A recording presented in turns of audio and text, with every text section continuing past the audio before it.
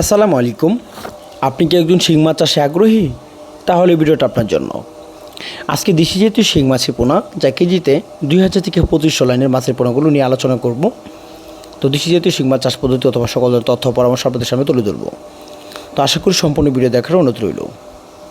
এখন যে মাছগুলো দেখাচ্ছি আপনাদেরকে, এগুলো হলো 2000 থেকে 2500 পিস এক কেজিতে দেশি জাতীয় শিং মাছের পোনা।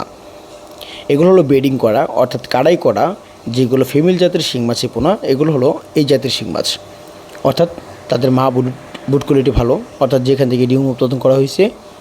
আপনারা জানেন যে প্রতিটি মাছের বা 4টা থেকে 5টা অথবা 8টা থেকে 10টা এরকম কেজি মাছের থেকে ডিম উৎপাদন করা হয়।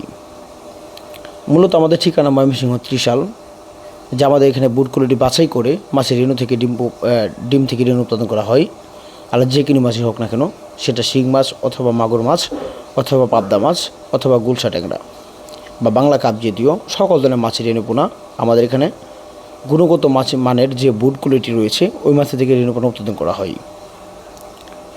তো দেশি জাতীয় শিং মাছের পোনা যা পুকুরে চাষের জন্য আপনারা এককের থেকে মিশ্রভাবে চাষ করবেন। যে সকল চাষিরা এককভাবে মাছের পোনাগুলো চাষ করেন, অবশ্যই লক্ষ্য রাখতে হবে পুকুর প্রস্তুতি। দ্বিতীয় কথা হলো কাপ জাতীয় মাছের সাথে শিং মাছগুলো চাষ করবেন।